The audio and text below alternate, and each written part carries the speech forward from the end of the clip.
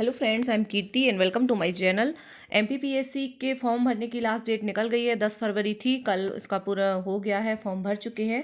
अब exam date जो है वो 11 अप्रैल को है। तो अब ज़्यादा टाइम नहीं बचा है, सिर्फ 2 महीने हैं और कहते हैं कि फरवरी तो जल्दी से निकल जाती है। तो सिर्फ हमारे पास अच्छे से 1.5 महीना ही है। तो हमें तैयारी करना है 11 अप्रैल के पहले, 1 अप्रैल के पहले हमारी पूरी तैयारी एक बार अच्छे से हो जानी चाहिए। तो इस सीरीज़ में आज से मैं स्टार्ट कर रही हूँ एमपी स्पेशल जीके के क्वेश्चंस। एमपी स्पेशल रहेगा, करंट अफेयर्स भी रहेगा, स्टैटिक भी रहेंगे और लास्ट 10 ईयर्स के उसमें सॉल्व पेपर भी रहेंगे। तो आपकी 1.5 महीने में ये आपके पास करीब करीब 1000 क्वेश्चंस का कलेक्शन हो जाएगा और आप डेली ही इसको करते जाइए। जैसा आप लोगों का रिस्पॉन्स मिलेगा तो 2 वीडियो भी अपलोड हो जाएंगे। चलिए स्टार्ट करते हैं।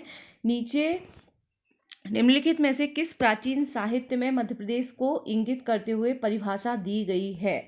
ये मध्य प्रदेश के भौगोलिक स्थिति व प्राकृतिक विभाग से क्वेश्चंस हैं। इसी तरह से हर चैप्टर से क्वेश्चन लिए जाएंगे। तो किस प्राचीन साहित्य में मध्य प्रदेश को इंगित करते हुए परिभाषा दी गई है? इसका करेक्ट आंसर है मनुस्मृति। आचार्य मनु ने अपनी प्रसिद्ध कृति मनुस्मृति में मध्य प्रदेश को इंगित करते हुए इस प्रकार से परिभाषित किया कि जो हिमालय और विंध्याचल के बीच का हिस्सा है और विनशन वह प्रदेश जहाँ सरस्वती नदी का लोप हुआ है के पूर्व में है तथा प्रयाग के पश्चिम में है, वह मध्य प्रदेश कहा गया है। पूर्व और पश्चिम के सागरों तक विस्तीर्ण वह क्षेत्र जो इन दोनों पर्वतों हिमालय और विंध्याचल के बीच में है उसे विद्वान लोग आर्यावर्त कहते हैं। मध्य प्रदेश का उल्लेख निम्न में से किन किन रूप में मिलता है? मध्य प्रदेश यह एक स्थलबद्ध राज्य है या लैंडलॉक्ड स्टेट, मतलब कि आसपास जहाँ समुद्र ना हो। देश का हृदय प्रदेश है, दक्षिणापथ और तथा रेवोत्तर और उपयुक्त सभी रूपों में। तो इसका करेक्ट आंसर है उपयुक्त सभी रूपों में। मध्य प्रदेश जो है इन सभी रूपों में पाया जाता है। ये सभी विशेषताएं मध्य प्रदेश की हैं। मध्य प्रदेश का उल्लेख हम चारों ही रूप में करते हैं। मध्य प्रदेश का देश के मध्य में होने से इसे देश का हृदय प्रदेश कहा जाता है और वैदिक साहित्यों में मध्य प्रदेश का उल्लेख दक्षिणापथ तथा रेवोत्तर के रूप में किया गया है। इसके अतिरिक्त वर्तमान में इसे सोया स्टेट और टाइगर स्टेट भी कहा जाता है और यह एक लैंड लॉक्ड या स्थलबद्ध राज्य है।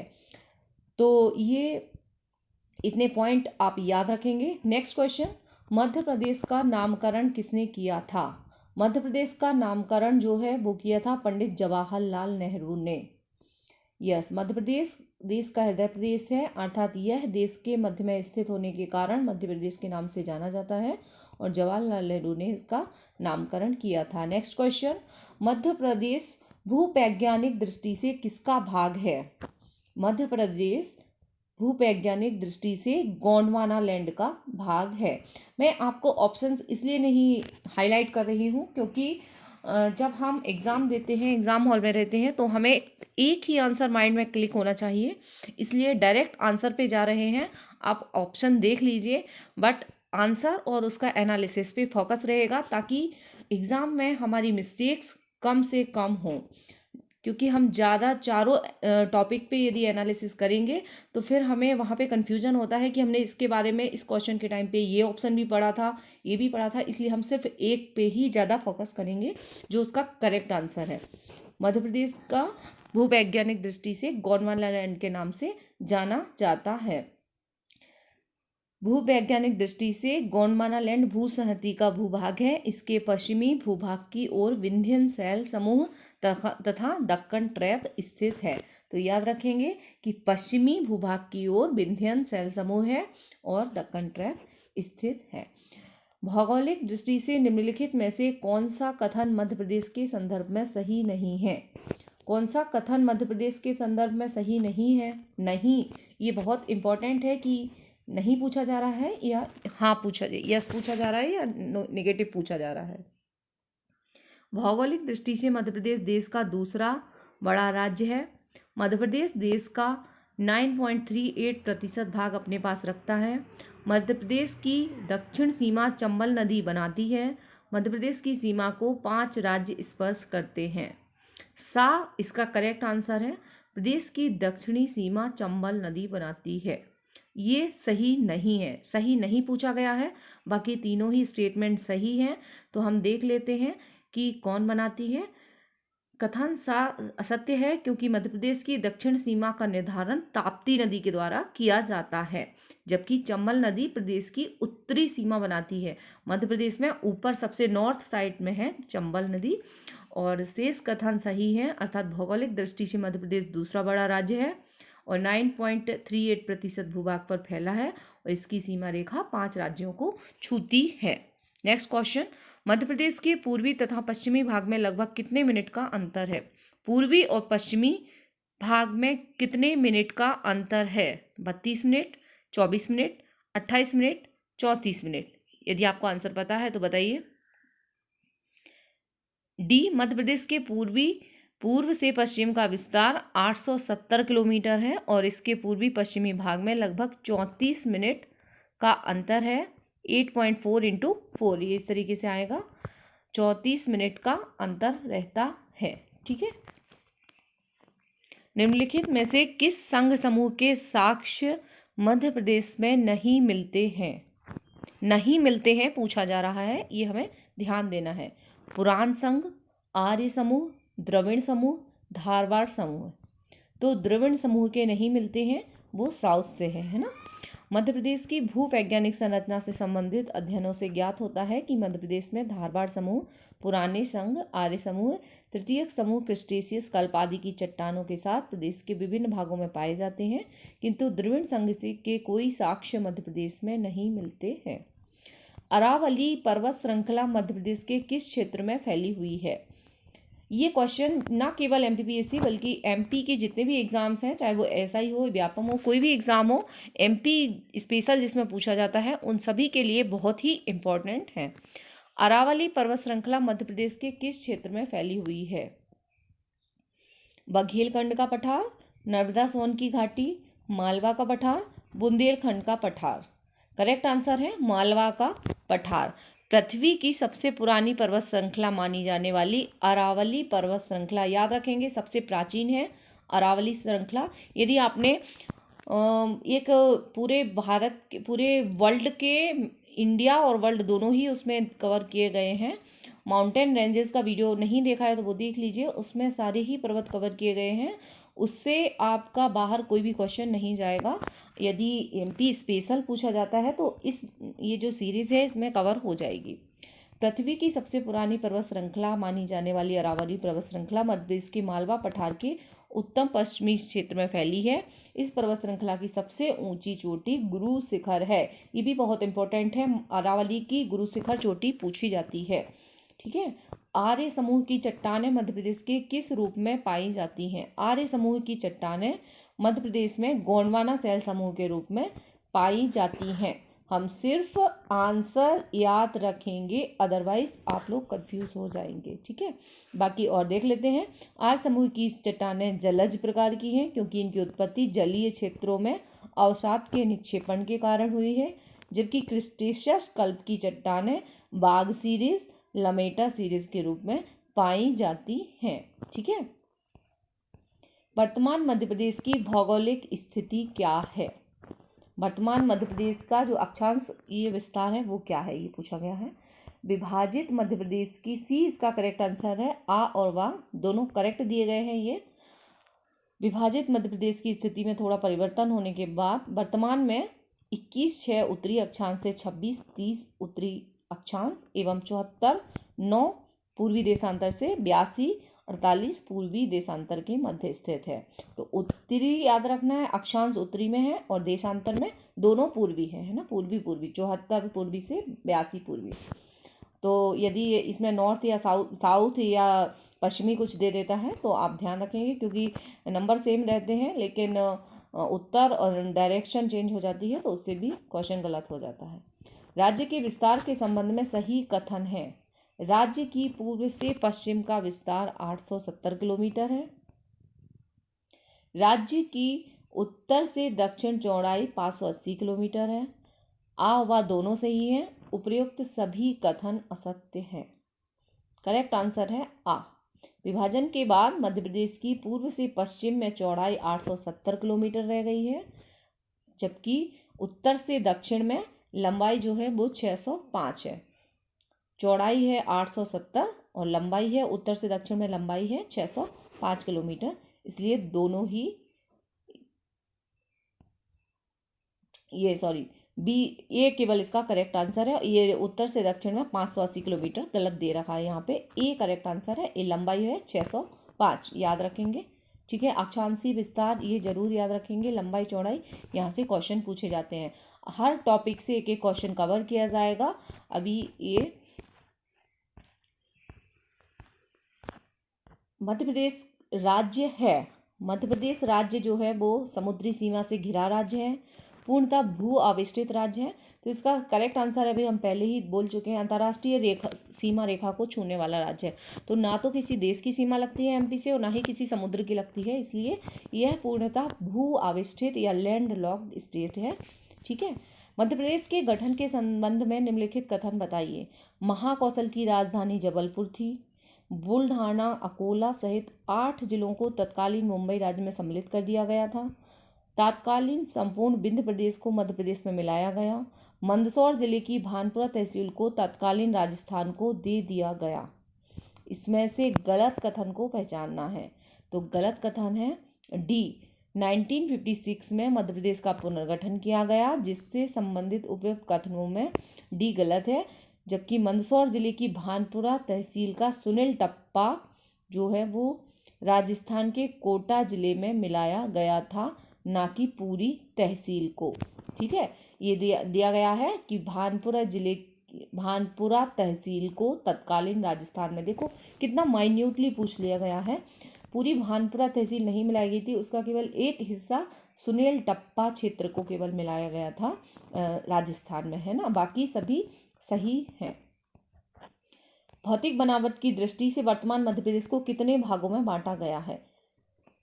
भौतिक बनावट की दृष्टि से मध्य प्रदेश को कितने भागों में बांटा गया है, आप लोग बताइए। आपको कितने क्वेश्चन चाहिए? आज 25 क्वेश्चन कवर किएंगे।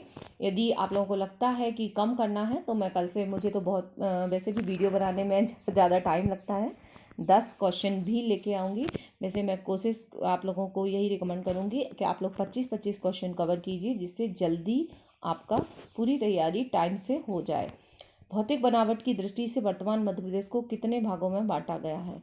सी इसका करेक्ट आंसर है 7। विभाजन के पूर्व मध्य प्रदेश 9 भागों में विभाजित था, लेकिन विभाजन के बाद मध्य प्रदेश को 7 प्राकृतिक भागों में बांटा गया है, जो है मध्य भारत का पठार, बुंदेलखंड का पठार, मालवा का पठार, रीवा पन्ना का पठार, नर्मदा सोन घाटी, सतपुड़ा मैकट की श्रेणी और बघेलखंड का पठार। इनको डिटेल में पढ़ने की आवश्यकता आपको नहीं है, मेंस होगा तब पढ़ेंगे। अभी सिर्फ आप एमसीक्यूज लगाइए, क्योंकि प्रीलिम्स नज़दीक है और प्रीलिम्स में एमसीक्यूज का प्रैक्टिस होना बहुत ज़रूरी है, अदरवाइज आते हुए भी आपके क्वेश्चंस गलत हो जाते हैं।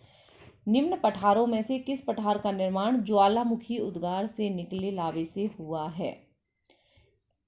किसका निर्माण ज्वालामुखी के लावे से हुआ है?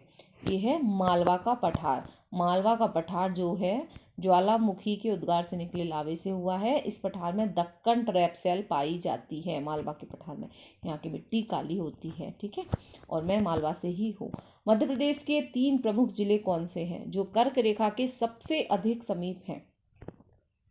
मध्य प्रदेश के 3 प्रमुख जिले हैं उज्जैन, रतलाम और राजगढ़।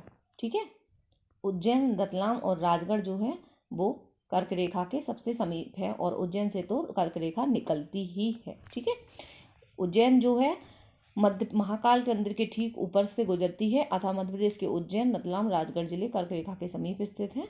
ठीक है, किस जिले में सतपुड़ा पर्वत श्रृंखला नहीं है? खंडवा, बैतूल, छिंदवाड़ा, बिलासपुर। कहाँ पे सतपुड़ा नहीं है? बिलासपुर। ठीक है, बिलासपुर छत्तीसगढ़ जिले में है, नहीं है, जबकि यह मध्य प्रदेश के खंडवा, बैतूल, छिंदवाड़ा, होशंगाबाद आदि जिलों में विस्तारित है।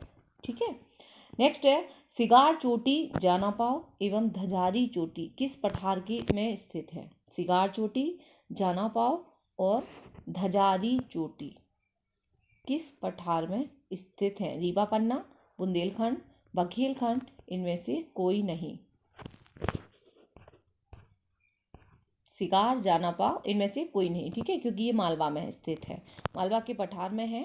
सिगार चोटी 881 मीटर, जानापाव 854 मीटर और धजारी 810 मीटर ऊंचाई पहाड़ियां हैं जो मालवा के पठार में स्थित हैं।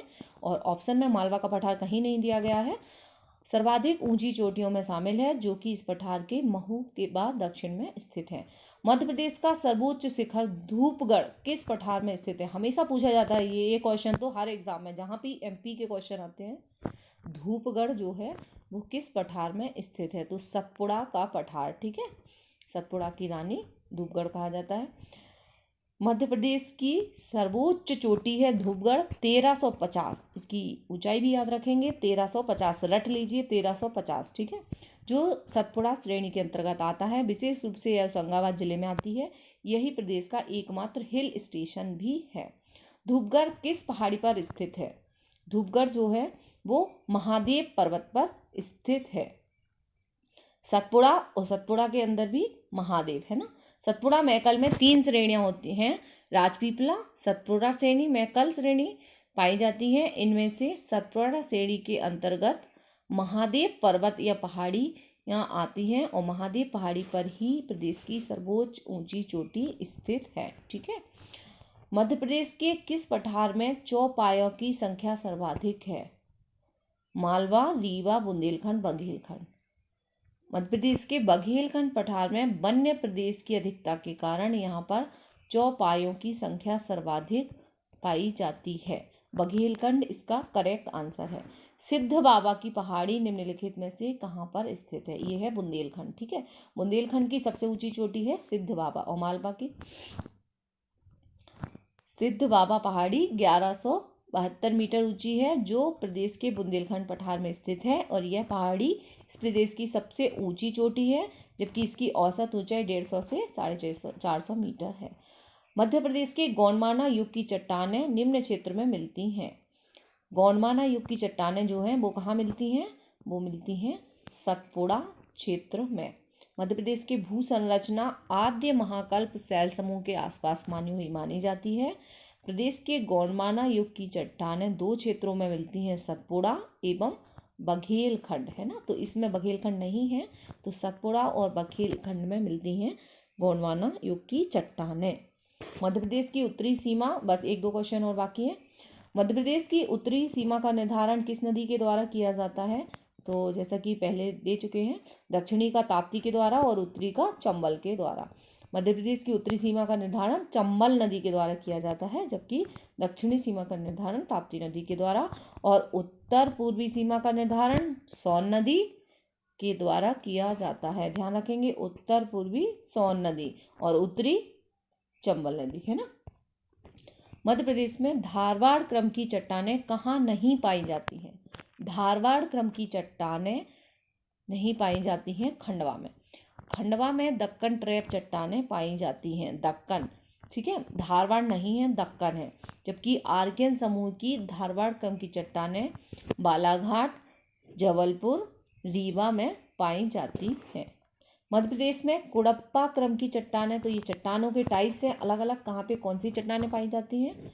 बस आप अगर ये क्वेश्चन याद रखेंगे तो फिर आप कोई भी क्वेश्चन आएगा गलत नहीं होगा, एलिमिनेट भी कर सकते हैं अगर आपने ये क्वेश्चन सही कर लिए।